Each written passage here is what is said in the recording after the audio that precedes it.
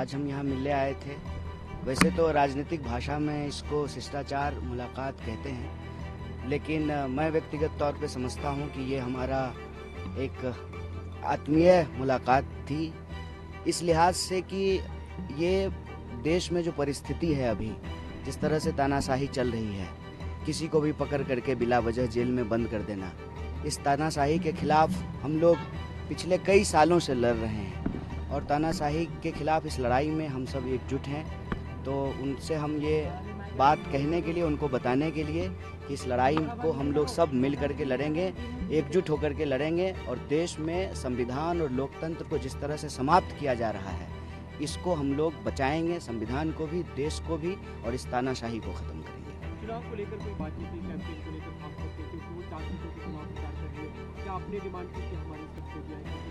नहीं, 4 सीट पे हम चुनाव नहीं लड़ रहे हैं, हम 543 सीट पे चुनाव लड़ रहे हैं। हम इंडिया अलायंस के सब लोग जो है घटक दल हैं और ये अलायंस पूरी तरह से एकजुट है। दिल्ली की भी 7 सीट पे चुनाव लड़ रहे हैं। तो जो भी हम लोग रणनीति बना रहे हैं वो किसी एक प्रत्याशी के लिए या एक पार्टी के लिए नहीं बना रहे हैं, वो दिल्ली के लिए बना रहे हैं, दिल्ली के लोगों के लिए बना रहे हैं, क्योंकि ये दिल्ली के लोगों के आत्मसम्मान का सवाल है। किसी को, एक व्यक्ति को सांसद बनाने का सवाल नहीं है, किसी एक व्यक्ति को प्रधानमंत्री बनाने का सवाल नहीं है, एक पार्टी की सरकार बनाने का सवाल नहीं है। सवाल है कि दिल्ली के लोगों को जिस तरह से अपमानित किया जा रहा है, जिस तरह से दिल्ली में तानाशाही चल रही है, जिस तरह से सीएम साहब को पकड़ करके जेल में डाल दिया गया है, इस तानाशाही के खिलाफ और दिल्ली के अधिकारों पे जो रोज़ बरोज़ हमले हुए, जिस तरह से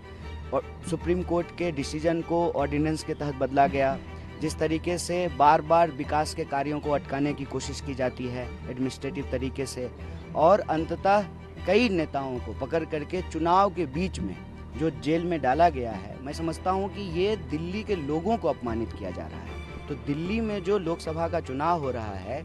ये दिल्ली के आम लोगों के आत्मसम्मान की लड़ाई है और दिल्ली के ऊपर जो तानाशाही थोपी जा रही है, देश के ऊपर जो तानाशाही थोपी जा रही है, उस तानाशाही के खिलाफ दिल्ली के लोग एकजुट रहें, एक साथ रहें और हम सभी सीटों पर, 7 सीटों पर मिल करके लड़ रहे हैं और मिलकर रणनीति बना रहे हैं। अच्छा, कांग्रेस में भी फूट है आपके नाम को लेकर, लवली छोड़ देते हैं, खत लिखते हैं, आपका नाम भी का भी जिक्र करते हैं, तो इसे आप किस तरीके से देखते हैं? क्योंकि चुनाव के दौरान ये होना तो क्या नुकसान होगा या फिर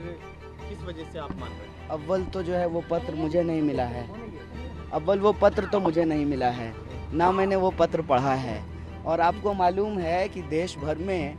बीजेपी जो कर रही है वो ज़्यादा खतरनाक है। रादर देन कांग्रेस के किसी पार्टी के नेता ने इस्तीफा दे दिया, उससे ज़्यादा खतरनाक चीज़ें देश में हो रही है। हमने देखा कि सूरत में क्या हुआ,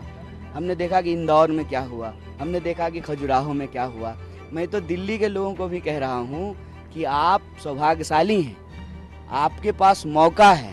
कि आप वोट दे पा रहे हैं, आपके प्रत्याशी टिके हुए हैं, तो आप वोट दीजिए, क्योंकि आपको जो ये वोट देने का अधिकार मिला है ये आपके पास रहेगा कि नहीं रहेगा, पूरे देश की सूरत जो है वो सूरत जैसी बन जाएगी, इस पर विचार करना चाहिए और इस पर चर्चा करना चाहिए। चुनाव के दौरान पार्टी के भीतर प्रत्याशी को लेकर के या किसी नेता का इस्तीफा होना ये कोई नई बात नहीं है। नई बात ये है कि प्रत्याशियों को डरा के धमका के बिठा देना, प्रत्याशियों को अपने साथ मिला लेना और चुनाव ही नहीं होने देना, ये ज़्यादा खतरनाक बात है।